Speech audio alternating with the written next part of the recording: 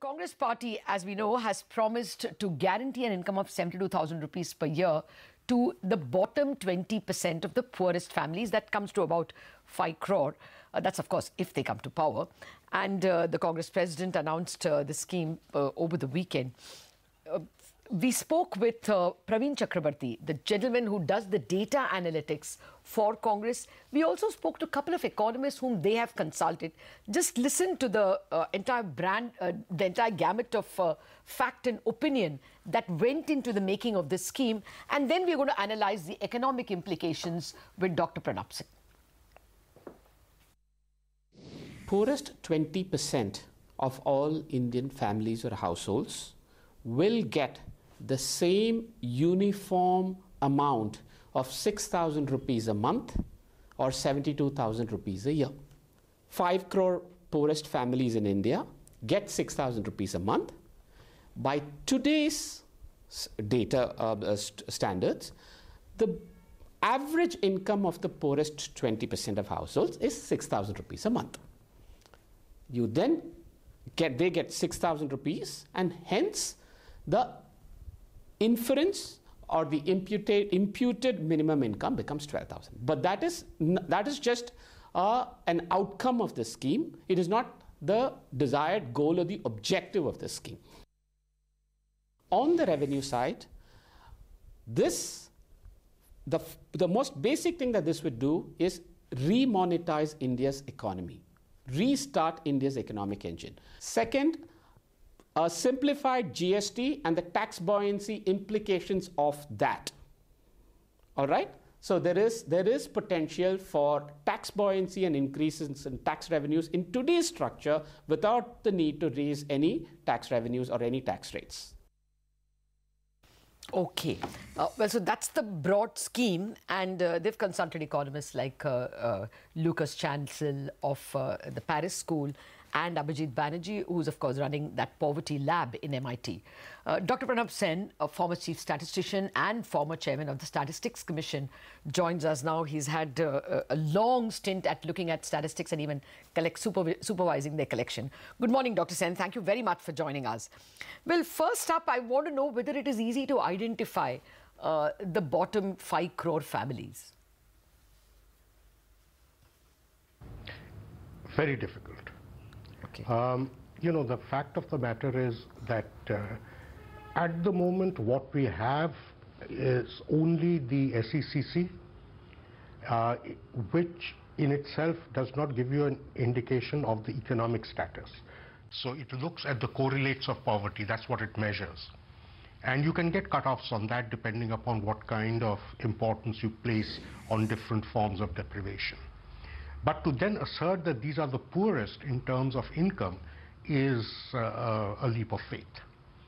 So, and if you think about it, if you actually go around trying to do a census on incomes, you're probably going to end up getting rubbish. I mean, even the NSS, working with only 140,000 households, has had an enormously difficult time in getting income data, and finally they had to give it up.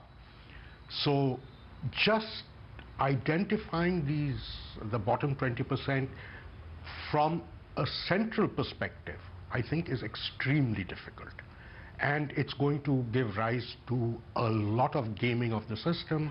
There are people who are going to try and manipulate things. The other way of doing it is not to talk about 20% of the country. What you could do is to talk about the poorest 20% in a village, the poorest 20% in a ward. That's relatively urban, is much more difficult to do. But in a village, if you actually ask the Gram Sabha to identify the bottom 20%, the bottom fifth, they'll probably do a fairly good job. I mean, there'll of course be a few people who, from the position of power, who will get in. But by and large, I think they would do a better job. But if you're going to try and do this centrally, I think you're going to have a lot of problems. Dr. Sen, good morning. From a market standpoint, the fear is one of fiscal profligacy, of course. Whoever comes to power, the challenge is that perhaps this revised target of 3.4% of fiscal deficit may not be met. Although the current government has said that the shortfall in the revenue will be met by, cutting non-essential expenditure, etc. What's your own thought process on this? Well, the whole problem, of course, is that it's extremely difficult to find government expenditure which is non-essential. The definition of essentiality really varies from perspective to perspective, depending upon what you consider important. You and I are looking essentially at the economy, and that's what we consider important. There are other people who are looking at social dimensions. There are others who are looking at security dimensions. For them, essentiality is defined differently. So to actually agree and say these are non-essential expenditures is exceedingly difficult. Perhaps it can be done, but that's really a political call. Now, having said that, I think what the market should be fearing, and in a sense this was reflected in the statement that was just made by the gentleman from the Congress, is taxes are going to have to go up. One way or the other, the taxpayer, whether direct or indirect, is going to have to pay more. Now, how that is done, just the buoyancy is not going to do it, right? Yeah. I agree that if you actually give cash handouts, the remonetization process becomes better, hopefully things will start looking up, but the buoyancy figures on our taxes are not high enough to be able to fund anything of this magnitude. Yeah. So taxes are going to have to go up. What are you going to raise it on? Is it going to be wealth? Is it going to be inheritance?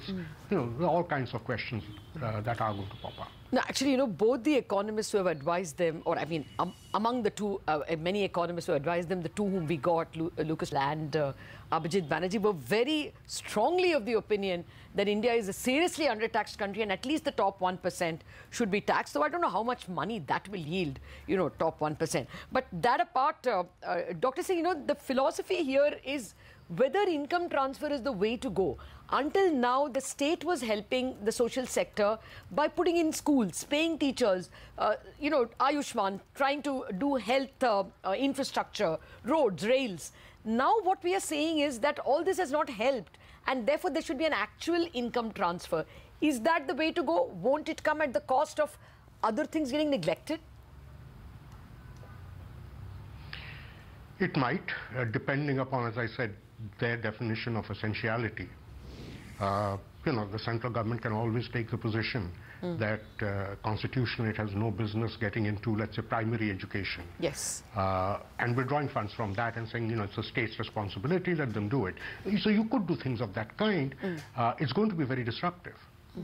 And, at the moment, I don't think we've still reached a stage where in a lot of particularly social services, the accessibility problem is solved. It isn't. I mean, you still have serious availability and accessibility issues. Okay. No. So as I said, what we know is the scheme. What we don't know is what the correlates of the scheme are. Yeah, that's true. We are working with less information. And the Congress gentleman, Praveen Chakravarty, was absolutely rubbished my charge that you can't identify the bottom 5 crore. He says he has household data on 25 crore, and he believes every constituency, the politicians, the candidates do have a reasonable idea of the households within that constituency. But, that apart, I just want to ask you, you've always said that after demonetization and GST, a large part of the informal sector has been seriously impoverished, and therefore money should be transferred to them. You were, I thought, somewhat supportive of even that 2,000 rupees that the BJP program transfers. Philosophically, therefore, do you think income transfer is the need of the hour? Look, the point is, I think there is always a case for having a social security net. Now, how you do it is really the issue. Now, one of the reasons why I have been a strong supporter of NREGS is that there is a self-selection process there that goes on, and that's a good thing, and it's workfare, right? the problem when with what you're doing, or what the BJP has done, which is essentially a dole, is that since there is no quid pro quo involved, you're going to have all sorts of people who will try to corner those funds. Right? So the fund transfer will take place. That's the macroeconomic problem. But will you actually be solving the social security problem, especially if you do something like rolling back NREGS? No. You could actually end up making things worse because it's not the bottom 20% who are the only users of NREGS. Yeah. That's right. Okay. You know, all of this also brings us to the discussion of what happens to growth, right? Because, I mean, this NYAY scheme or even the BJP's income transfer scheme, it will have some ramifications on growth. I mean, P. Chidambaram did mention that this NYAY scheme would cost about 1.8% of GDP. And by the end of FY19, the expectation is that India's GDP will be at, I think, the slowest pace of growth in the last 5 years. What is your own prognosis on how growth may shape up?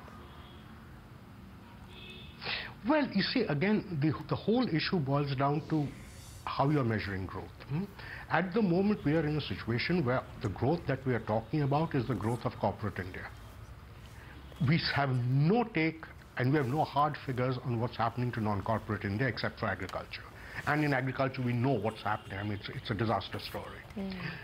Now, this sort of a scheme may actually give a kickstart to that non-corporate part, which is about 45% of the Indian economy. So you may well have a slowing down of growth of corporate India and an increase in growth of non-corporate India. And one could think of this as a balancing game. And you could also think of it in terms of something that will generate employment. So in a sense, non-corporate India's growth has much, much stronger multiplier effects than corporate growth. Much stronger. Okay. Orders of magnitude higher. Yeah, that was the Congress gentleman's argument as well, that it will reflate demand and therefore it will be positive. Before we end this conversation, sir, what's your estimate of the fourth quarter growth itself?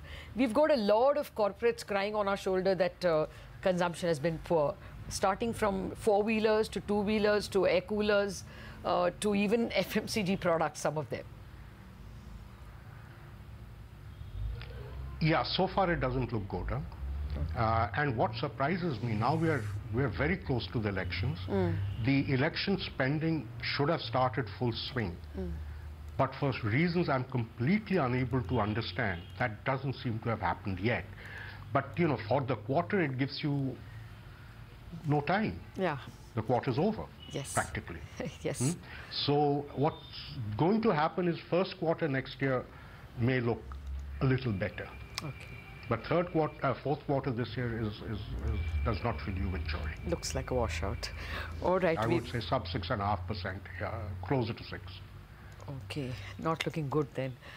Dr. Sen, it's always a pleasure speaking with you. Thank you very much indeed for joining us. Of course, all these discussions about 72,000 rupees or 6,000 rupees per, what is the BJP? 6,000 rupees per year.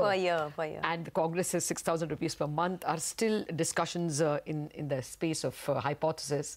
Let's see who wins the election. All the discussions may end with the elections, for all you know. We wrap up Bazaar on that note.